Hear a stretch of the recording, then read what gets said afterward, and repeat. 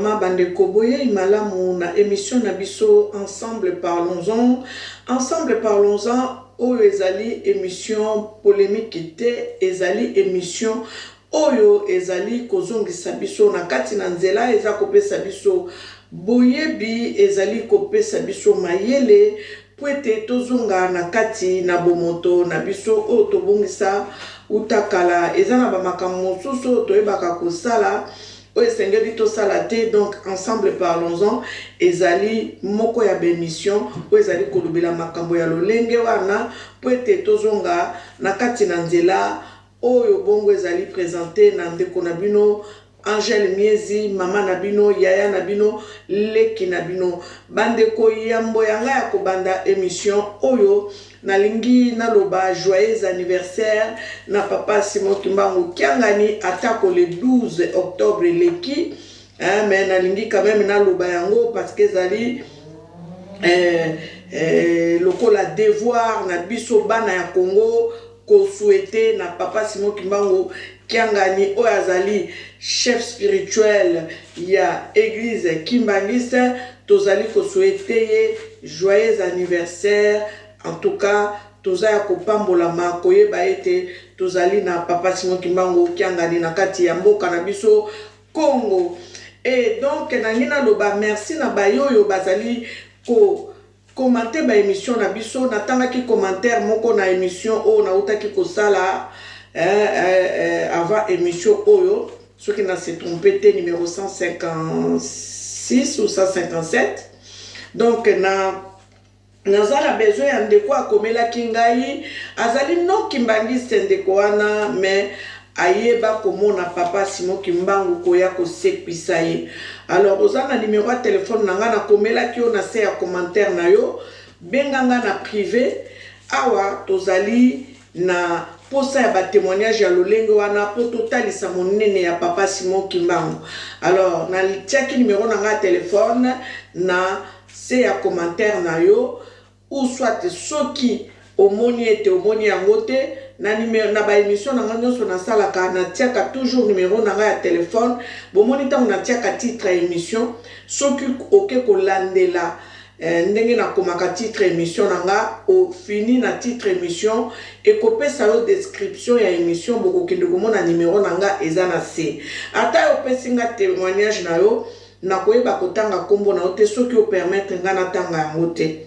Donc toza ko bongama po to banda kosala ba émission en ligne po to zwaka ba témoignage ya lolenge wana na bato basambela na église Kimbangiste te pe na bato basambela na église Kimbangiste po te batalisa biso monene ya papa Kimbangu nini o papa Kimbangu asala pona tina na bomo ina bango pe ba o basambela na Kimbangiste te ndenge nini bakutana na papa Simon Kimbangu. Donc ezali etinda devoir na biso pote toyeba monene ya papa Simon Kimbangu nazolo bela yango pamba te bandeko parce que tokosama tango molai ezala ba makambo mosusu tozoyeba te ezala ba makambo mosusu pe tozo maîtriser te. Pourquoi? Parce que moto soki lelo ba ekolakisa okaka bon balakisio likambo lelo soki oza na connaissance passée te oya kondima likambo lelo okoyeba likambo kala te yango wana tozosala mosala oyo yali totalisa biso nyonso monene ya papa Kimbangu pe pourquoi papa Kimbangu aya na se na moi oyo ayaki na bonzoto ayaki na se na moi oyo po Yesu oyo biso toyebaka koloba aza nzambe na biso tolobaka Yesu alobaki na biso na kei na kotindela bino molimo mosantu ya kozala mosungi na bino boko vivre na ye boko zalaka na ye kino suka ya mokili. Alors tokotala banda Yesu akenda molimo mosantu ngo ayaka te ayaka te pour ba présenter biso ba molimo mosantu mopepe molimo mosantu ndeke molimo mosantu boye mais tolobi ete molimo mosantu azali na lolenge ya Yesu ye moko parce que Yesu pe amimonisaki na nzoto alataki nzoto ayaki na kati na bato nde tobengi nzambe na biso bongo te eza bongo bandeko nazo pesa bino élément Deux éléments na ngina lobela, nazo lobela makambo papa kimbango asala, miracle papa kimbango asala, bozali na ye na mokili oyo, tango ya zalaki nanu, tango ya kende ki na nzoto papa diangenda te, tango pe ya komi na nzoto papa Simon kimbango kiangani te, nde tozo lobela papa kimbango oyo bayebaki kokanga na 1921, nde tozo lobela ba makambo na ye, to loba poto yeba qui est papa kimbangu yambo yanga kokota kote wana nangina lobela bino eloko moko me eloko ango moyena talisa bino ango malamu ezate na komeka kotia ba élément comme ça nga na koyeba kotanga verset biblique o ezali kolobela biso makambo nangina lakisa bino sika oyo na pesa bino élément na yeba koluka ngo na galerie nanga tala élément o bien. Élément oyo ezali nini? Élément oyo ezali biloko oyo ya africain, ya histoire africaine, ya bokoko na biso, ya antiquité. Oyo bazwa yango na bamboka na biso, oyo balongola yango na kati na mboka ya Afrika, bamema yango na Vatican, bisika basalela yango musée mobimba na kati ya Vatican. Bango tango bayake pa na biso balobi na biso to bwaka biloko ya bakoko na biso, to bwaka ba masque, to bwaka biloko nyonso bakoko na biso babandaki kosalela, to bwaka yango to tumba yango pona bango ezali sorcellerie. Mais bango bazwa yango ba memango na Vatican. Vatican lelo oyo koma ko diriger mokili mobimba. Est-ce que vous comprendre? Eza ndenge moko pe na bonzambe na biso tango bayaki balobi to boya bonzambe na biso bazwi bonzambe na bango bandimisi biso yango moni bato ya lelo soki to koloba makamba kimbangu bazomona ngo mabe parce que fautité eza bongo batangisa biso bongo banda ba école primaire to koli nango parce que bakoko na biso bazalaki soki bazolobela makamba bonzambe na bango bakokata bango maboko bakokata bango mutu yango na même temps papa kimbangu aye akomi koluka kozongisa biso na bonzambe na biso bayebaki kokanga papa kimbangu pendant 30 ans batia ye na prison aboma mututa finga mututa yibelo kwa mutute bake kotia ye na prison. Pourquoi? Parce que baboyaki eloko wana bonzambe oya kimbangu eye bakosala na kati ya biso bato mwindo bayaki kolongola biso mayele o bayaki konetoye ba cerveau na biso oyo bandimisa biso eloko oyo bango balingaki to ndima. C'est comme ça. Donc nangina la kisabino élément oyo bongo na koyeba kotangela bino Bible na kati ya Bible makambo nini baza kolobela biso na kati ya Bible concernant élément oyo o naza kotalisa bino. Hein? Batindela kinga élément mususu baekolakisa ngai pape na biso kaka oyo oya utaki koya na mboka na biso ya France akendeki na Marseille bazalaki na milulu kuna babendi photo ya pape kwa oyo papa lataki bandeko na kati ya kwa na ye ezalaki photo ke kuluso to mona katango nyonso te o to koli nango batia biso na mutu na biso ekulusu wana batia Jésus babaka ine kulusu te. Papa lati nini? Papa lati Pharaon bomoni ndenge ba Pharaon basala bakwa boye pape na kati ya chaînette na yo alataki nini eke kwa Pharaon. Tango tozolo ba Pharaon azalaki nani? Ba Pharaon ya kala bazalaka mindele te. Ba Pharaon ya kala bazalaki batu mwindu. Ça veut dire que pape na médaillon na ye oyo alataki aza na divinité oyo ezali ko symboliser l'Africain mutu mwindu. Donc alati bonzambe ya batu mwindu parce que soki toyebite lelo tokomi koyekola tokomi kotanga tokomi ko comprendre tokoma ko fongola matoi na biso po toyoka pe to comprendre to discerner l'histoire de l'homme noir. Le pharaon n'était pas de blanc. Ba pharaon bazalaka batu mwindu o babandaki kotambusa Égypte antique bazala batu mindele te bazala batu mwindu. Pape sikoyo alati Pharaon na nzoto na ye nde bisika o bozomo na secrétaire ya pape mais c'est sens oyo alobaka ke soki tozwi nzambe ya bato mwindu tokotisa ye awa na Vatican, tokotisa ye na mboka na biso, na même bambwa na biso bakotambola na bavoiture de luxe parce que bato mwindu bamiyebi te. Basekele komi kobima, botalaka juif oyo alobaka mikolo nyonso ke Dieu est dans le noir. Soki bozo luka nzambe bokende kokuta ye na kati ya bato mwindu, na koyela bino elema wana prochainement na lakisa bino eloko nanu oyo na ye kolobela bino lelo, bongo na bakisela bino makampapa kimbango asala na tangela bino verset biblique. Tolanda eloko oyo, tolanda elema oyo.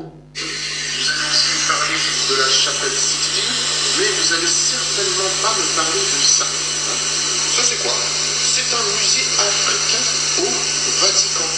Oui, messieurs, dames, c'est un musée africain au Vatican. Vous allez me dire, mais c'est étrange, c'est incroyable, hein, puisque soi-disant le Vatican et la religion catholique voient dans ces artefacts africains des diableries, des sataneries, quelque chose de mauvais, de la magie noire. Pour rappel, quand les premiers missionnaires sont arrivés en Afrique, ils ont vraiment œuvré, énormément œuvré, pour faire disparaître ces artefacts, pour ne pas que finalement les Africains pratiquent leur tradition. Et pour ça, ils ont demandé de trouver les artefacts africains, tout ce qui concerne les masques, les totems, etc. etc. Alors, pourquoi au sein de la Mecque des catholiques, on retrouve un musée africain, avec quand même bon nombre de pièces, bon nombre de masques, bon nombre de totems? Alors, du coup, la question reste posée. Pourquoi conserver des artefacts africains?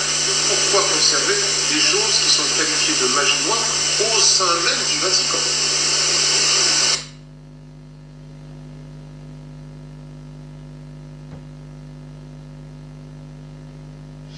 Bandeko, bozo comprendre, ba makambo nyonso esengeli mutu mwindu akoma mayele. Vous allez aussi me parler de la chapelle Sixtine, mais vous allez certainement pas me parler de ça. Ça c'est quoi? C'est un musée africain au Vatican. Oui, messieurs, dames, c'est un musée africain au Vatican. Vous allez me dire, mais c'est étrange, c'est incroyable, puisque soi-disant le Vatican et la religion catholique voient dans ces artefacts africains des diableries, des sataneries, quelque chose de mauvais, de la magie noire. Pour rappel, quand les premiers missionnaires sont arrivés en Afrique, ils ont vraiment œuvré, énormément œuvré, pour faire disparaître ces artefacts, pour ne pas que finalement les Africains pratiquent leur tradition. Et pour ça, ils ont demandé de trouver les artefacts africains, tout ce qui concerne les masques, les totems, etc. etc. Alors, pourquoi au sein de la Mecque des catholiques, on retrouve un musée africain, avec quand même bon nombre de pièces, bon nombre de masques, bon nombre de totems? Alors, du coup, la question reste posée. Pourquoi conserver des artefacts africains? Pourquoi conserver des choses qui sont qualifiées de magie noire au sein même du Vatican? Pourquoi conserver les choses qui sont qualifiées de magie noire au Vatican? Nde bisiko ba dribla yo. Nde bisiko yo bomoni balobi Esaú na Jacob Esaú ateka droit de naissance na ye likolo ya lentille faux. Alors, nangina tangela bino verset biblique. Nangina tangela bino verset biblique pour nous comprendre tant on a yebisaka bino que Jérusalem a été conquis par ces genres de personnes qui sont venues chez nous en Afrique parce que Jérusalem était habité par des Noirs. Baya, Bazoua, Jérusalem, Babonza biloko nyonso na Jérusalem, Baya, Bapanza nyonso, allez, comme ça bino esclave, nde na lingi na tanga passage biblique oyo na tanga yango. Ah mon Dieu. Tokotanga. Nakotanga na livre à Daniel. Nakobanda na verset, na chapitre 1. Nakobanda na verset 1. La troisième année du règne de Joachim, roi de Juda, Nabuchodonosor, roi de Babylone, marcha contre Jérusalem et la siégea. marcha contre Jérusalem et la siégea. Quand on a le Jérusalem, ezalaka na bato mwindu, ezalaka na peuple métissé, ça veut dire que biso bato mwindu tozalaki assiégé par le roi Nabuchodonosor. Le Seigneur livra entre ses mains Joachim, roi de Juda, et une partie des ustensiles de la maison de Dieu. Nabuchodonosor emporta les ustensiles au pays de Shinéar, dans la maison de son Dieu. Dieu naïe minuscule. Bon, vous comprenez, hein?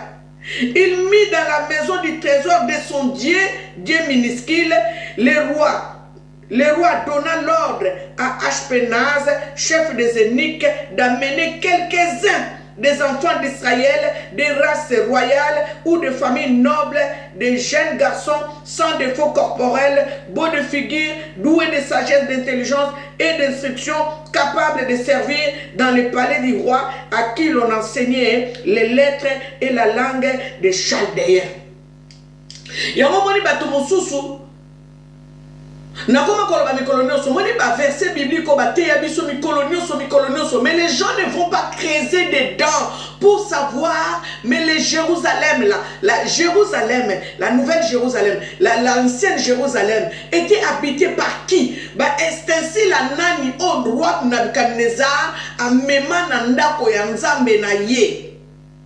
Est-ce que vous comprenez? Vous comprenez que passage biblique la lelo to komi ko yeba ba vérité ya lelo o même bango moko ba juif bazolo bake Nzambe Yesu azala mutu mwindu sikoyo ba verset biblique oyo bato bateya kabiso liloba na Nzambe ba yeba ka ko faire comprendre biso ezali biloko ya biso o ba yeba ka kozwa ba mema lokola na Vatican. Balobi ngo bien, eza clair na kati ya Bible, balobi bo papa kimbanga lobaki botanga ka Bible boko kanga moyibi na eloko yo ayiba bino. Lelo pe internet e koma na vitesse moko incontrôlable. Lelo to yeko yeba ke na kati ya Vatican kuna basala mise mobimba o ba bomba biloko yo euta Afrique. Donc na yeko zwa vidéo on a tieli bino pe na yeko zwa verset biblique oyo pona yeba kolobela bino ke makambo ngo yango yo biloko ya biso oyo bazwa na Afrique. Dernièrement na lakisi bino l'os de Shango. L'os de Shango wana ezo sala plus de 22 000 siècles. L'os de Shango wana date de 22 000 siècles. Oyo bazwa na mboka na biso na est ya Congo. Biso te mutu tolobi yango. Mindele mutu balobi yango. Bazwa yango na est ya Congo banda 1950. Na kati ya os de Shango wana bake kokuta ba écrit o ezali ko sala ke bazo fabriquer kino na mokolo lelo biloko na bango bakoma ko fabriquer lelo bazake de ko zuela mayele na os de Shango wana. Siko biso tozakaka le Dieu d'Israël. Israël oh ya lelo balobaka, c'est un peuple qui a été créé. Israël les alaka yo, Israël les alaka ngai, Israël les alaka yo mutu mwindu oyo oyaki ko migrer awa na mboka ya poto o bakoko na biso balobi ke ntia mputu o bisika bakene ko kuta le squelette de Cheddar en Angleterre, le squelette de Cheddar wana et ça là ba siècle na se ya mabele ya Angleterre te nzamba za nzambe alobaki libanga moko te kotika la likola libanga mosusu na mokili oyo yango bozomo na ba vérité o lelo koma ko bima squelette de champ de Cheddar wana bakanisa ki koko na bango mundele lokola alinga ba recherche asali ba recherche a monter squelette wana bazui ADN squelette wana ba yeko comprendre que squelette wana eza koko na bango te ancêtre na bango ya mundele te mais squelette wana ezali mutu mwindu oya zalaki na se ya mabele ya Angleterre depuis des siècles. Yo siko na mokolo lelo na kilelo koloba ke mutu mundu ayaki banda 1920 1918 mais bango bake ko découvrir squelette zo daté de siècles na sous-sol ya terre ya Angleterre. Mutu mundu fonga ma misute fongama pe mayele te biso bato tosali betidi mingi te tozoluka to comprendre pe toyeba bongo bino oyo baprofesseur yango moni toa na problème na mboka na biso ya Congo papa liangenda lakela baprofesseur aloba tanke bokondimaki mbangu te badiplôme na bino ekoservir na eloko te yango bozomona bato lokola badocteur baprofesseur ya bauniversité bakoma bazoba koleka bato bakenda classe te.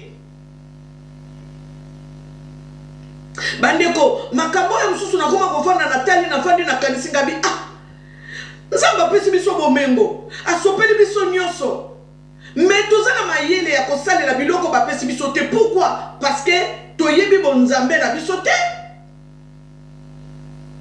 bokolimbisa ngai nandimaka Yesu Masia de Nazareth comme mon Seigneur et Sauveur.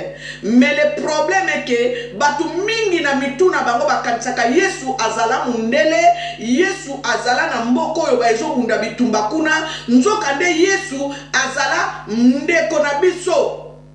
O baki na kikongo naloba azala kimpange eto.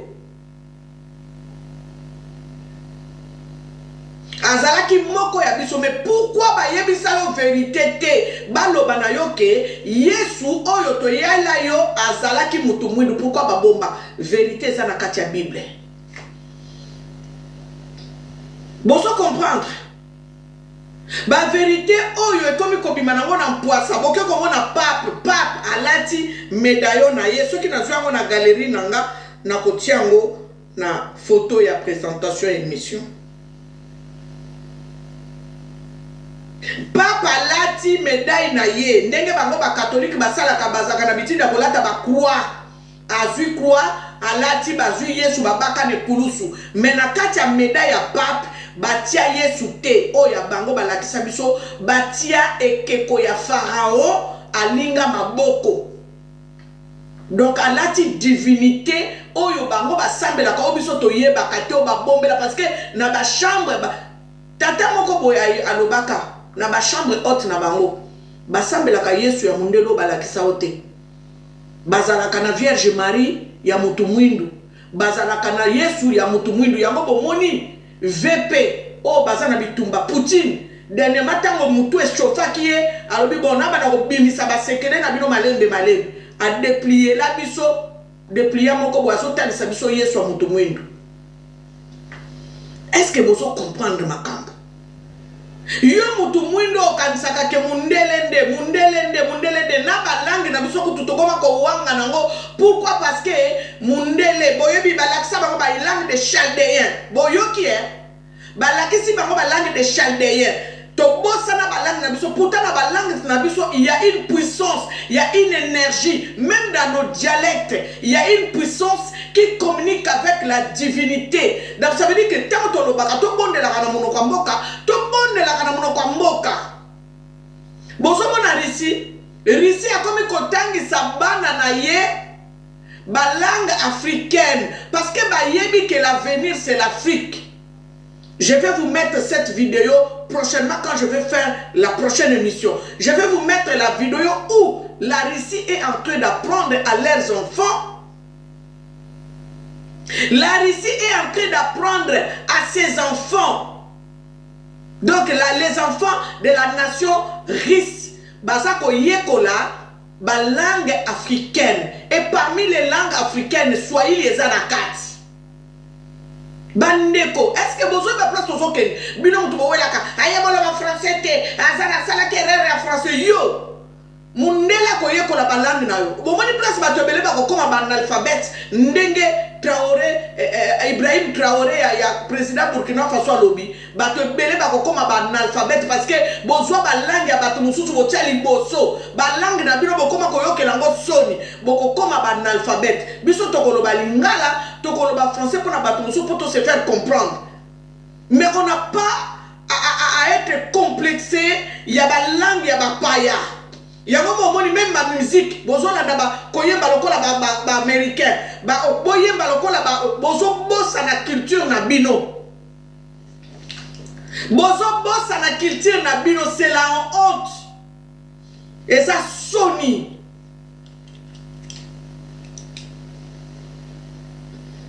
Nazo reprendre Nazotanga lisusu. Nazotanga comme ça pour comprendre. La troisième année du règne de Joachim, roi de Juda, Nabuchodonosor, roi de Babylone, marcha contre Jérusalem et la siégea. Marcha contre l'Afrique et la siégea. Le Seigneur livra entre ses mains Joachim, roi de Juda, et une partie des ustensiles de la maison de Dieu. Nabuchodonosor, Dieu wana balobi wana oya nzambe ya nguya munene. Nabuchodonosor emporta des ustensiles au pays de Shinéar dans la maison de son Dieu. Dieu n'a ya minuscule. Et il est mis dans la maison du trésor de son Dieu. Il y a minuscule. Le roi donna l'ordre à Ashpenaz, chef des eunuques, d'amener quelques-uns des enfants d'Israël des races royales ou de la famille noble, des jeunes garçons sans défaut corporel, beaux de figure, doués de sagesse, d'intelligence et d'instruction, capables de servir dans le palais du roi, et qui l'on enseignerait les lettres et la langue des Chaldéens. Et ça, dans Daniel 1, au bandi dans Daniel 1, au kititi, na verset 4. Au kititi, na verset 4. Ndo okele komona mama kamboyo. Bandeko, batei, basali na nzambe, nazolo bango mikolo nyonso, botika kote ya biso parole de Dieu lokola bampotela kabino yango. Bote ya parole de Dieu bozwango lokola ya bino. Ça veut dire qu'il faut que nous comprenions que Jérusalem est zalaki na banani. Ce que tu as vu comprendre que Jérusalem est zalaki na ba noir, oh bazalaki assiégé. Beaucoup va comprendre que et ça na bilo comme ça ba yiba biso, faut que nous récupérer. C'est là où il y a intervient le combat spirituel. Bazo la kisabino Vatican. Vatican est bomba bomengo na bino, et bomba ba art na bino, et bomba ba richesse na bino. O ezali ya ba masque, o ba koma kote ke la bino ba kote kango na ba millions d'euros. Ba tiango na Vatican. Biso pendant 7 ans toza na kati ya buzoba. Nangana pesa bino élément oyo. Pe nazo continuer kolobela makambo oyo etali ba miracle papa Kimbangu asala. Bandeko, papa Kimbangu esengeli batu nyonso bayeba kiye papa Kimbangu. Papa Kimbangu tango bakangiye na koti na kati ya miracle ya papa Kimbangu. Papa Kimbangu tango bakangiye. Pour fallait bazwa papa Kimbangu balongola ye na kati ya Congo central ba memaye na mboka mususu na province mususu. Donc ba exige ki ba mema papa Kimbangu na Lubumbashi, na Katanga, na Okatanga.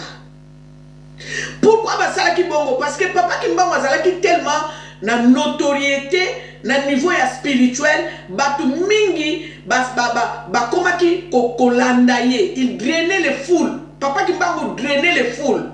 Tango ya pandaki koleka ba maladi ba bana kobika nde yango moni ba hôpitaux ezalaki susu na ba maladi te. Ce qui faisait un manque à gagner na mindele ba kokaki susu ko soigner te, ba kokaki susu ko pesa kisi te, batu nyonso ba bimaki na hôpitaux parce que papa Kimbangu bana kobikisa bango.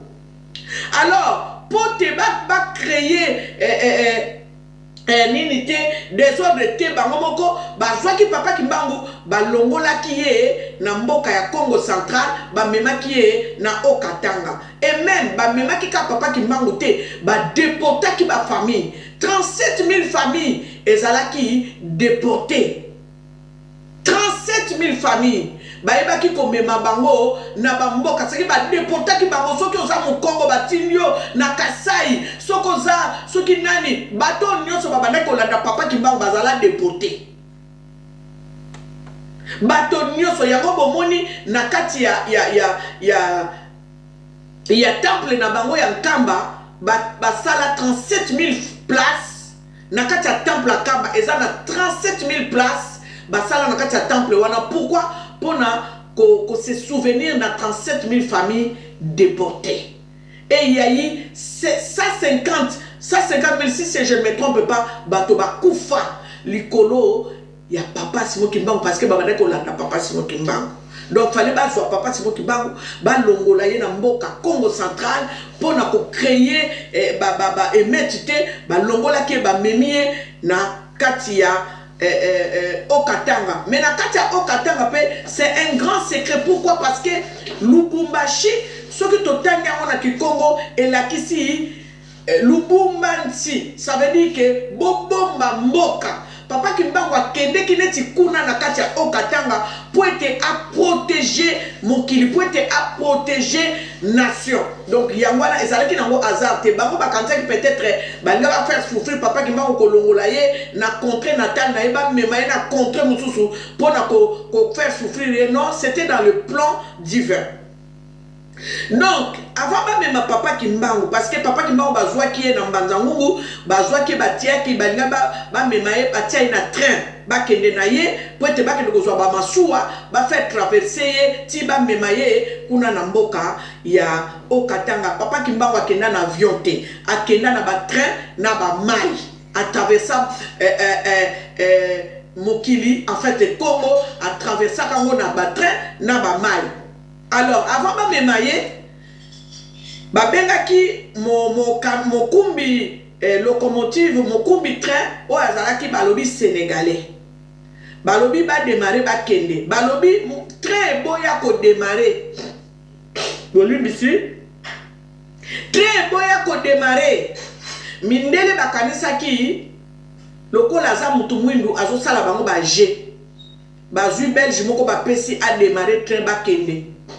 Train boy ko démarrer. Papa Kimbangu ayebisaki bango train e ko démarrer te soki na moni mwasi nanga na bana nanga te. Nde yango wana sikoyo batindaki ba delegaki mutu akende kozwa mama mwilu na bana aya na bango.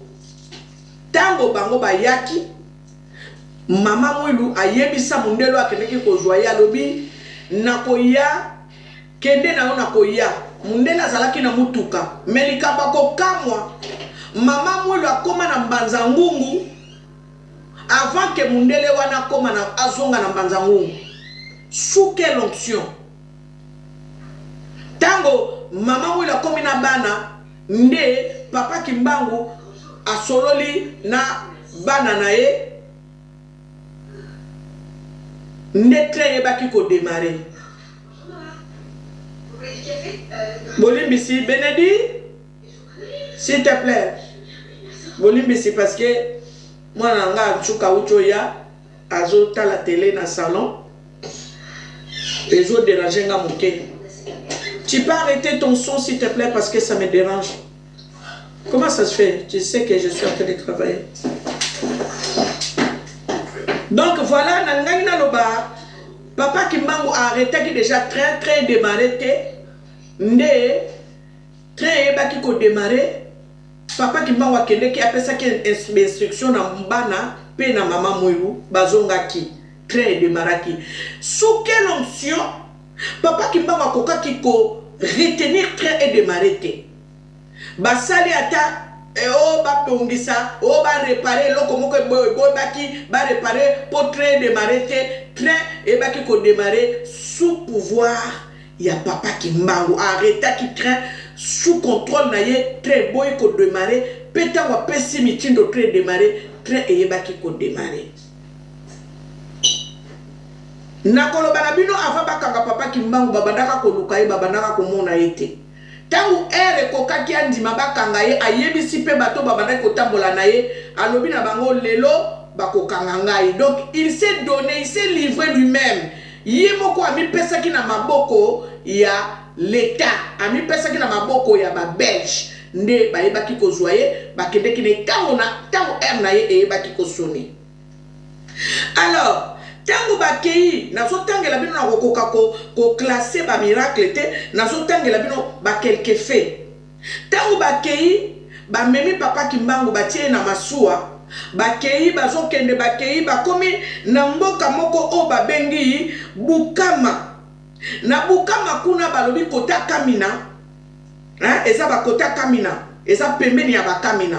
Na Bukama kuna tango ba komi na Bukama ba kitina mboka Bukama bazwa Papa Kimbangu bakotisa ye na chambre froide na mboka Bukama wana bakotisa papa Simon Kimbangu na chambre froide na kati ya chambre froide wana balalisa papa Kimbangu 48 heures na kati ya chambre froide. Bandeko yo mutu normal batiko na chambre froide pendant 48 heures o ezali ke nyama kutu soko koti yango na congélateur esali kaka un jour nyama wana ekomaka congelé e bongo yo mutu batika yo na kati ya chambre froide.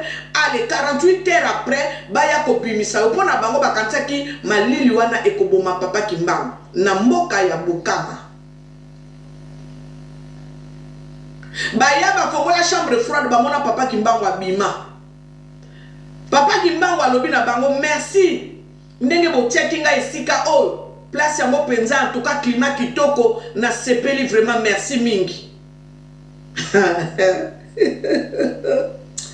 Oh mon Dieu. Mutu mwindu fongwa mako. Oyebi zo sala nga pasi batu mosusu bakomaka ba ignoraka basalaka semblant ou soit balingaka te parce que ça kolinga te en fait. Moi qui vous parle ici, je ne suis pas kimbangiste, mais je vais connaître l'histoire de papa Kimbangu. Je suis kimbangiste dans les sons, dans l'esprit parce que dans le baka batu nyonso baza ba kimbangiste. Mais nous tous ensemble la kaka na ba église différente. Hein? Mais Congolais nyonso africains nous soit kimbangiste parce que tant papa Kimbangu ayi abandi koloba vrai combattant contre liboso ça papa Kimbangu parce que abandi ko dénoncer ma baba mindele baba ko sala peuple noir. Papa Kimbangu parlait de l'homme noir pour que l'homme noir puisse avoir son indépendance physique, spirituelle et dans tous les domaines en fait. Papa Kimbangu voulait que l'homme noir soit libre. Parce qu'il est venu pour ça. Il est venu pour libérer l'homme noir du joug de l'ennemi. Oto bengi ba roi Nabucodonosor, ba yake panabiso, ba assiéger Jérusalem. Ba assiéger biso. Oh bino boyoki ba Mélenchon bazolo bake. Nous sommes partis en Afrique, nous avons dévié en fait les Africains de leur histoire. Oh, Sarkozy a lobby que nos ancêtres sont venus chez vous et ils vous ont inculqué ce qu'ils ont voulu que vous puissiez croire. Ça veut dire qu'il y a des choses, indirectement, c'est comme à toi maintenant de faire des efforts pour savoir ni oba longola yo, ni oba bombela yo, ni zako sala koza la nase, malgré que toutes les richesses que Dieu a mis dans votre nation, dans votre continent. Voyez-vous, est-ce que Bobo ne peut pas nous zoba? Nzamba sa zoba te ndenge ni nzamba ke doko sope l'Afrique bo mengo nyonso na zongi tango wana bakoko na biso bayaka awa tango wana tout de Babel ekweyaka tango wana tout de Babel et panzana kana tout de Babel parce que le tout de Babel wana eza na royaume Congo tango ba panzana.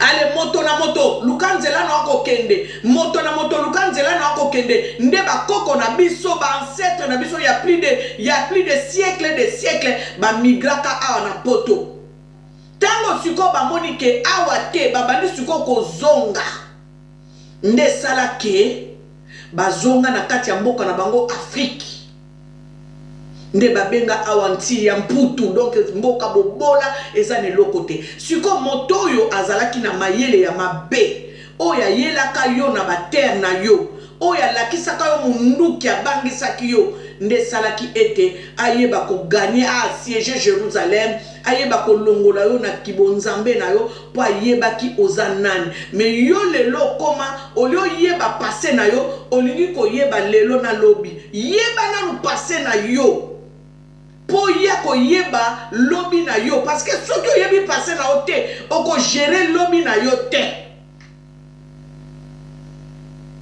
ndeba na lelo otozomo na bazana kati ya baloyenge soki ba yebi passé ya Congo te bana ebele ba yebi président Kasavubu te bango bazokanisa kaka président na bango Faci Beton Mais ceux qui ont l'acquis si bana te bayeba ke na kati ya mboka Congo tozalaka na colonisation ezalaki ba belge après ba belge Kasavu bazwa ki pouvoir après Kasavu putain bazwa pouvoir il y a eu de Mobutu et pendant que les gens cherchaient à être libérés il y a eu de Lumumba qui ont travaillé. Il faut leur faire comprendre l'histoire du pays. Si vous ne le faites pas bana tokotike la bango nini. Eza na bana na biso o bakomi ko yekola lelo isegeli ba yeba ki ye papa Kimbangu eza pe biso lokola to sambela na ba mangili na mama ngomba kilikili to yeba pe papa Kimbangu aza nani papa Kimbangu aza nani.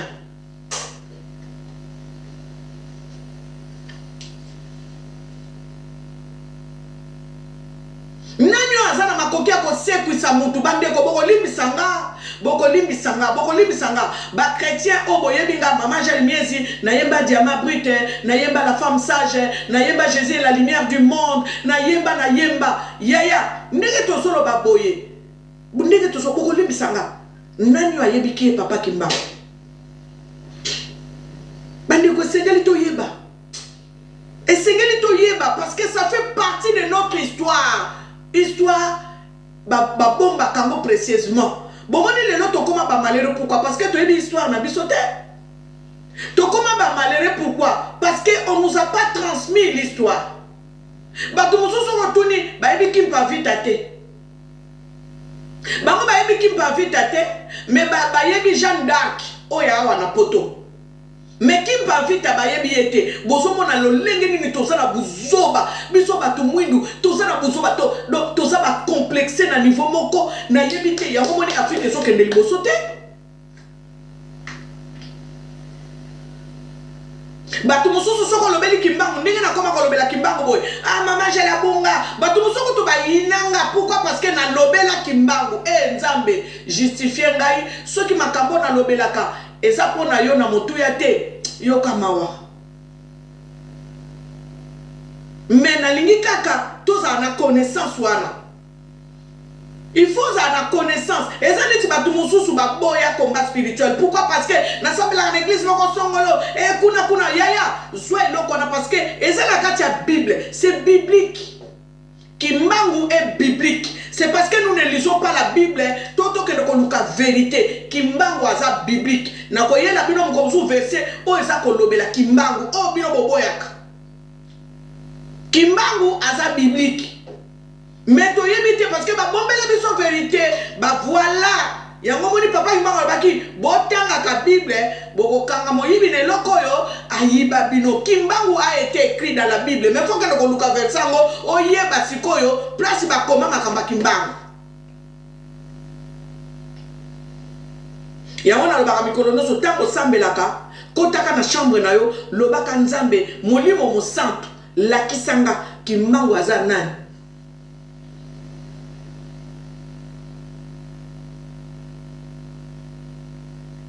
Molimo mosanto akoya akovanda kati na bino akovanda na bino kino suka ya mikolo. C'est dire hein, c'est pas eza mawa mso na yoka bona na yoka kapasi na yoka pasi kati nanga na yoka mawa na yoka ma na bi mindele basala biso mabe mindele basala biso mabe baboma nyoso baboma molimo baboma nyoso donc nyoso parce que nyoso e utaka na molimo en fait c'est dans l'esprit en fait soki molimo na yo soki âme na yo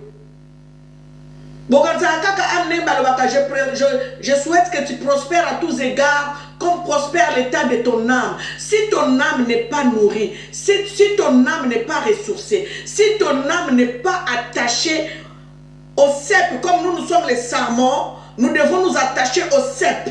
Mais si le sarment n'est pas attaché au cep, vous voyez que l'âme ne peut pas bien vivre et l'âme ne peut pas être épanouie en fait. Et c'est ce que nous sommes devenus. Comme a dit dans le livre d'Ézéchiel 37, Balobi, et c'était une grande armée, Balobi ba Osman desséché, Alobi ezali peuple ya Israël, oh wanozo mona, nzamba Balobi d'Ézéchiel, molimo mon santo, parce que Zaki Molimo Monsanto n'a même qui Ezekiel n'a valé à Osman desséché. Alobi na ye, o moni, ye alobi na moni, est-ce que zon di makeba mikou et koyeba ko vivre? Ezekiel alobi, Seigneur, tu le sais. Nzamba alobi na ye, ezali peuple Israël. Nengo zo mona bango wana. C'est une grande armée. Nzamba. Makamu susu nga olelisanga.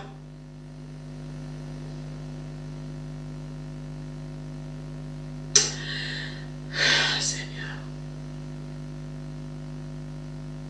Balongola mayele, balongola musuni, balongola mai, balongola makila.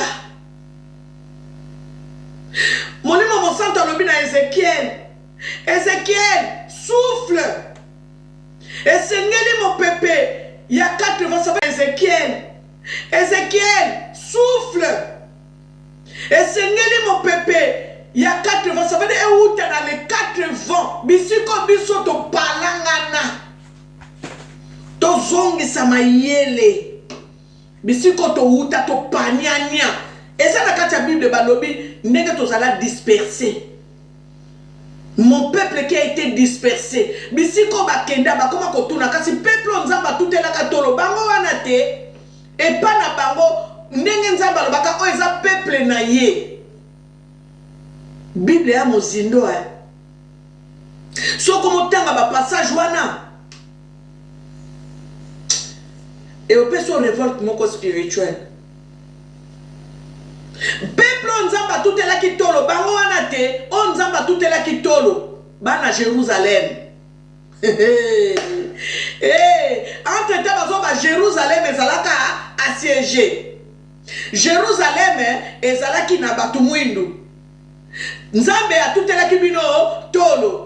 Siko bino bozwa nzambo ya bino original, le créateur des cieux et la terre, le maître de l'univers, Nzakomba, Lokombe Kombo Lolo la Senji, Mpungu Tulendo, Oyo Balobi, Mpanda Jila, Bo pesa ye Mukongo, Tokoma Kolanda Banzambo Bayela Biso Balakisa Biso.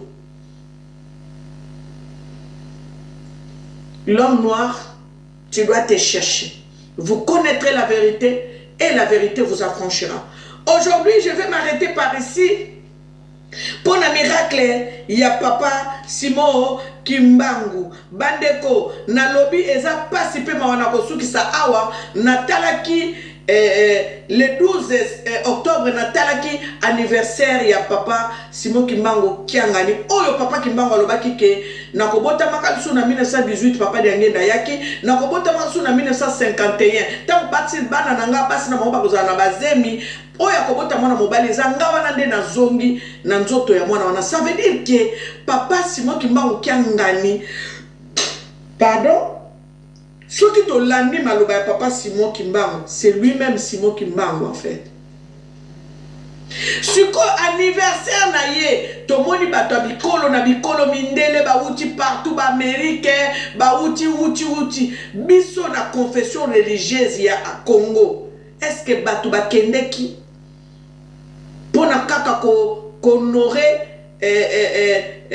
papa Simon Kimbangu Kiangani? Bomoni place tozali divisé, un royaume divisé. Bobi toza bonzambe mais siko yo kende kaka lelo bonzambe kende ko sambela na église moko songolo pasteur na yo yoka kende ko sambela na église moko songolo soki osala ka musala kuna bakolo boko sala soute. Pourquoi? Parce que kende ki na église ya pasteur songolo bozo mona ngo normal mukola na yoka ki exemple wana na bato to benga ba païen, un musicien mondain qui prenait cet exemple alobi na omoni ba wana balingana ate bato basambela wana balingana kate. Oh balingana kate yozo mona mutukutu soki mondimi na yake na église songolo mondimi wana tanga koya bazo ye batie pembeni na lobi oui azana raison. Alors bonzambe za wapi? C'est quoi le but d'aller dans une église? C'est quoi le but de prier Dieu? C'est quoi le but? C'est d'hériter le royaume des cieux. C'est ça le but. Dans nos têtes, nous devons nous mettre ça dans nos têtes que ndenge to sambela nzambe, ndenge to lukaka nzambe, ezalaka nanu koluka bokonzi ya likolo yango bomoni balobi cherchez premièrement le royaume des cieux et vous le reste vous sera donné par-dessus tout. Na kati ya livre ya Deutéronome ceux qui n'a se trompé 28. Bandeko to sala attention na makambo ya bonzambe wana ezalaki keloko moko na fongolaki mutu na mutu luko yeba papa kimbangu nani eza na bamabomba mi mususu soki tobandi ofongola ngo aboloba toza maboma me toza maboma te nga nalingi mutu nyonso ka nde nga nakoma kolobelaki nga nayebisa bino nga nasambelaka na église kimbangiste te mais je suis sympathisant kimbangiste parce que nasi nakenda déjà kuna nasi nakutana mpe na papa Simon Kimbangu kiangani et je sais pourquoi je fais ça. Alors ceux qui ont mosala nzambe ozwaka kimbango tiaka ye pembeni ozwaka kimbango salaka neti oyebi ye te, ça veut dire que ozoboya même kutu ke mboka na we kende liboso siko osambela mpona nini parce que moto ya yaki na éveil po alamusa batu toluka nanu nzambe oyo asali likolo na se na kati ya mboka kongwana eza papa Kimbangu. Mais lokola biso bakongolais tozalaka moto yo moto abandi to comprendre te to nima pe yete eza neti ma combat spirituel to nima te to tanga kutu kombone te to tanga te e otanga ozwa zero otanga ba mono pamba ça veut dire que mutu no swali kazala na leader ki leadership yango ndezo sale zo boma congolais tozomona ngo même na ba musique mondaine ozomona penza ke muto yo azo défendre nation muto penza azo sala ke culture la nation na ye evanda etikala ezala préserver mais mutu mususu azo teka nation. Pourquoi? Parce que faut la leader. C'est ça l'esprit congolais et c'est triste et c'est malheureux. Préservons notre spiritualité, cherchons à comprendre aussi notre spiritualité. Ce n'est pas pour rien que les juifs Dieu est dans le noir. Nakoye la bino élément na prochainement oyo vidéo wana papa wana oyo alobiaka makambo ya Afrique alobi na bomba yango tellement na kashango mingi me éthique na fona bimisango kaka. Dieu est dans le noir. Donc na kati ya noir okiko kuta nzamba za kuna et pas ba noir nzamba za la noir aza na kati ya ba noir. Na yemsa kibino écriture hébraïque bakuta na Congo central na ba grotte écriture hébraïque authentique baka okutango ndenge ni kuna. Na koyemsa bino parmi ba miracle oyo papa Kimbangu aye ko révéler écriture. Papa Kimbangu est venu révéler une écriture qu'on appelle l'écriture Mandombe. Est-ce que moutou simple, moutou ordinaire, a quoi qu'on révéler moutou écriture? Bande ko bozo tala niveau. Papa Kimbangu est venu révéler à papa Wabela Dio qui n'était pas kimbangiste l'écriture qui va faire en sorte que le Congo aille de l'avant. Avec cette écriture, nous allons fabriquer, avec cette écriture, il y aura des savants qui vont fabriquer des choses pour amener le Congo de l'avant. Alors, Papa Kimbangu pona yo azanani. Une personne qui vient révéler l'écriture à une personne non kimbangiste. Avec deux chiffres, les chiffres 5 et les chiffres 2. Pour créer, composer l'écriture qui va faire évoluer les nations. Et le nom de retard. Ici déjà comme on apprendre la langue africaine. À l'époque pendant 7 ans, tu dois apprendre ma kamuna bango, to zo ma kamuna bango to tia liboso. Entre temps bango bazo luka zo ma kamuna biso sikoyo baba na ko étudier ngo bomoni ma kamuna to zo kendele. L'écriture Mandombe, Papa Kimbangu, parmi les miracles que Papa Kimbangu a fait dans ma nation, Papa Kimbangu est venu révéler à une personne non kimbangiste l'écriture Mandombe. Et cette écriture Mandombe, l'obé la mona France 24, japonais comme koye kolango, biso pendant 7 ans, topé ça au Congo parce que nini et ça pour la kimbangiste. Bien aimé. Je ne vais pas dépasser 1 heure, s'il vous plaît, parce que c'est vraiment et là comment on tient la place. Celui qui va dire que ça va live, ma question qu'on pose, n'est pas qu'on déborde 1 heure. Mais pour l'instant, to s'arrêter dans awa. Bien aimé, ce que je n'ai pas dit, écrivez dans les commentaires. Prochainement, nous allons faire une émission.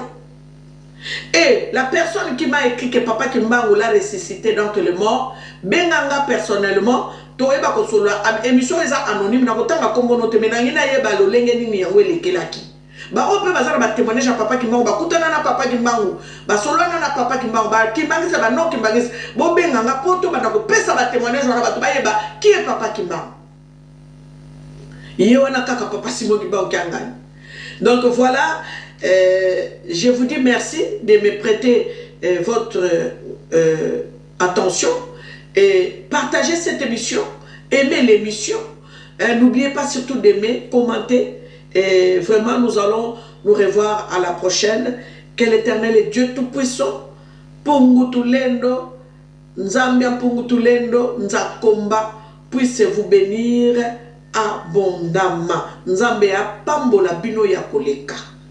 Nzambi kalosakumuna. Ingeta.